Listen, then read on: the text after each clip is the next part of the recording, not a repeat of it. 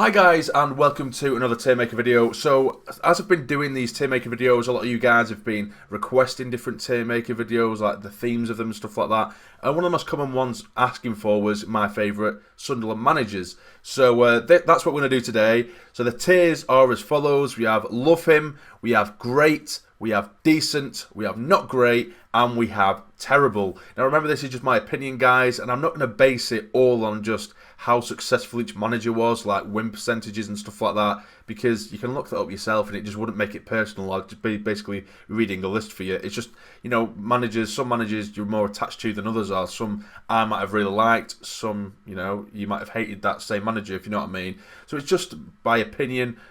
My opinion. So we'll get straight into it. And the first manager on the list is Peter Reid, and the first manager on the list is going to go into love him. Peter Reid, he was the first manager, or he was, you know, when I first started supporting Sunderland, he was the manager, and he was there since '95. He was very, very successful with us, and yeah, I really liked him. I loved the team at the time. We had like Tommy Sorensen, Julio Walker was coming through, Niall, Quinn, Mickey Gray, Kevin Phillips, Kevin Ball. There was just, you know, there's so many club legends now that were around at the time of Peter Reid. You know, so I have to put him in love him. You know, he was the first manager I knew as a Sunderland fan. So Peter Reid is going to go into love him. Now next up, Howard Wilkinson. Now, of course, some of these earlier ones, I'm not going to have the greatest of memory. I know that Howard Wilkinson took in when Peter Reid did eventually leave, and I can't remember a great deal other than we did get relegated. So for me, I'm just going to put not great, because we did get relegated, but my memory isn't fantastic on him anyway.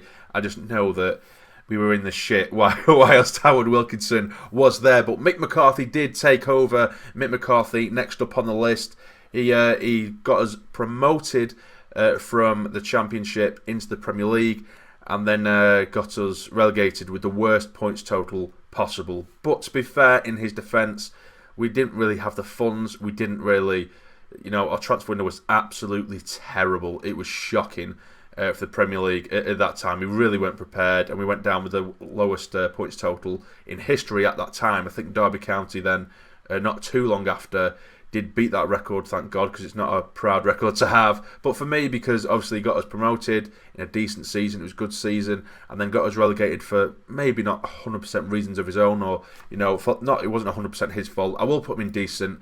So yeah, that's that. Now Niall Quinn is the next one. He did take over as owner, but we needed a manager before the season started, and it was lined up that Roy Keane was going to be the next manager, but, you know, only afterwards have we found out that I think Roy Keane was meant to be taking over as manager at the beginning of this season, but he needed extra time. So for the first few games, the first handful of games, Niall Quinn did take charge, and I love him as a player, love him as a person, but he was a terrible manager. I think he won one game, and I just wasn't happy with what was going on at all at the time. But then our Lord and Saviour, Roy Keane, did come along, and we had an absolutely incredible season. He took us from bottom of the table to top of the table, and we won the Championship, and it was an absolutely fantastic season. Then he took us into the Premier League, some questionable signings, i.e.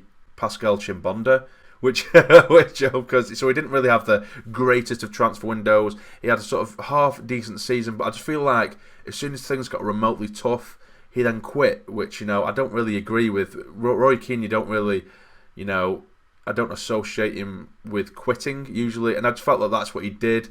You know, he probably had reasons behind it, but I think he kind of said as he was leaving that he feels like he's took the club as far as he personally can, which, you know, fair play to him. But for me, I just feel like as soon as things got tough, he left, and he'd done the really difficult bit, which was getting us into the Premier League, and he wasn't even doing particularly bad, but then he just left. I don't know, but for me, I think the way in which he left, it kind of tainted my kind of memory of him.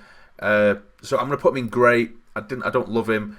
I loved that original season that brought us up to the Premier League.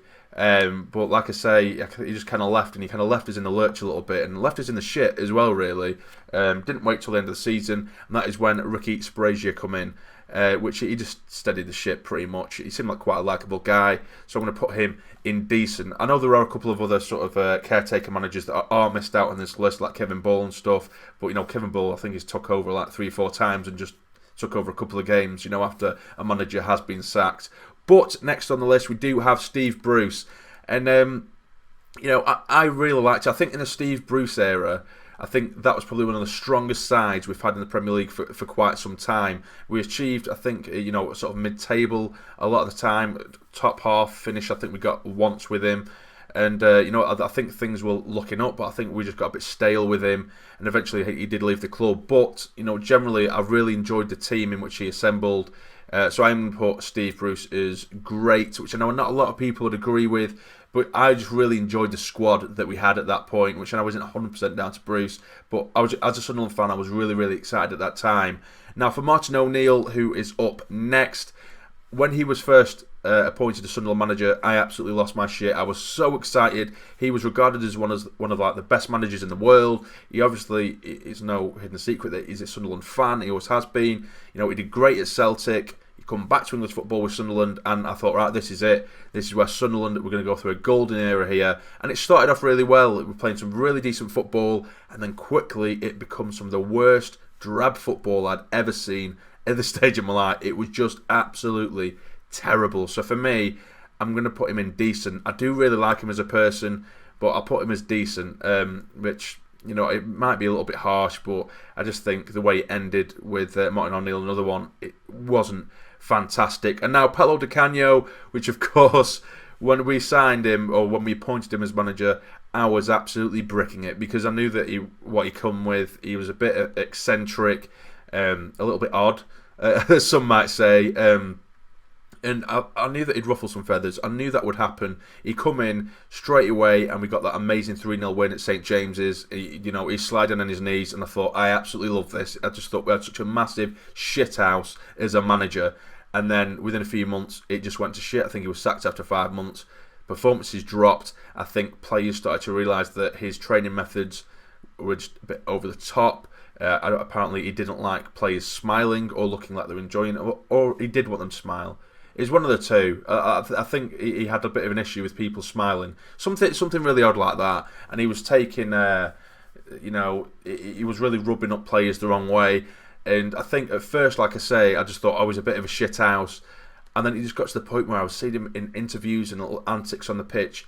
And I was actually embarrassed, rather than thinking, oh yeah, that's our shit house. I was actually quite embarrassed of him for a large portion. So for me, I kind of almost want to put him in terrible, but because he did bring us that amazing 3-0 win at St James's, I will give him that. But I'm going to put him in not great, because of be all and end all, I was embarrassed of him, to be honest with you. I really was embarrassed of him. But next up, we do have Gus Poyet, who brought some of the greatest football. Not made the best team, but he brought some of the greatest football we'd seen for a while at this point anyway. There was some great attacking football, great fluid attacking football. He took us obviously to the Capital One Cup final against City. That was a great run with him as well. I am going to put him in great. I don't love him. I do love his passion. He seemed to really take to the club.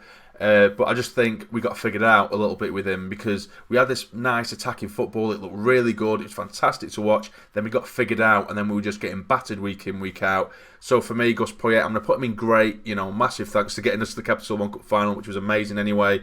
But yeah, it went to shit in the end, which is why we've got so many Sunderland managers to go through, because so many of them seem to come in, have a bit of an impression, start off well, and then it just goes to shit again. Next up is Dick Advocaat, and I'm not going to lie, I loved him. I personally absolutely loved him. I looked at him like he was my granddad, do you know what I mean? And everyone loved Dick. That come across really, really wrong, didn't it? But but everyone loved him. Oh, that sounded awful, didn't it? We all loved him. We all absolutely loved him. He come on for the last sort of, I think it was just a couple of months, 2 or 3 months after Poyet left. We really, really were in a sticky position, and he manages to keep us up. And I know a lot of these managers, they basically came in and just saved us from relegation. But he was another one. But he just had such an aura about him. He had this experience. He instilled this passion and solidity within the squad. It wasn't great football by any means, but there was so much grit and determination within the side that he instilled. And I really, really enjoyed seeing that. And I can remember the 0-0 draw against Arsenal away from home, which kept us up. And he was in tears after the game. And then, of course, his contract was supposed to be done. He was saying, he didn't really want to move, permanently, because he has family and his wife and what have you. And then Sunderland fans were sending flowers to his wife, and eventually he did stay until the next season. Until I think a few games in, it took its toll on him. Things weren't going great on the pitch, and he ended up leaving. But I just loved him. I actually fell in love with the man. He is just like a granddad who you just love. Do you know what I mean? So, yeah, Dick Advocaat, I absolutely loved him. But next up, the one that got away, Sam Allardyce, and it still hurts. It really does hurt. I mean, don't get me wrong, you know, with Big Sam, he, you know, I can't doubt him, and I can't, you know, hold a grudge against him for going to go for the England job. But things were going so well at the time when Sam Allardyce come. I think he started to build a squad. We had, let's say, Kone, Kabul at the back, and of course he had Kazri coming in, and he had all these players firing on all cylinders. Things were going really well. We had the great escape, and at the end of the season we just had this huge lift. We just feel that we've just turned a corner here and we're going to absolutely fly up this league. And I think obviously England, they took notice of it. They took notice of how well we were playing, and they've tried to come in for our manager, and obviously things didn't turn out well for him as an England manager. But I loved Sam Allardyce, absolutely loved him. I think he was brilliant. And next up, this is just when everything goes severely downhill. We have David Moyes, who was just a joke, wasn't he? He come in, he was miserable. We had shite football, tactically inept. His transfer window was piss poor, and I don't know. Honestly, I feel depressed when I just say his name, because he come in with his first interview, rather than saying, right, I'm going to take over and carry on with the momentum that Sam has left, he immediately said, we're in a relegation battle, we're in a relegation fight. And he said it immediately on his first interview, and I just thought, Jesus, what have we brought in here? And lo and behold, we get relegated with an embarrassing season. Absolutely embarrassing. And next up, it doesn't get much better in the Championship, because Simon Grayson takes over. And although it looks kind of, I'm going to say it was a half-decent start there, but I mean like the first 2 or 3 games we thought, okay, we're competing in this league.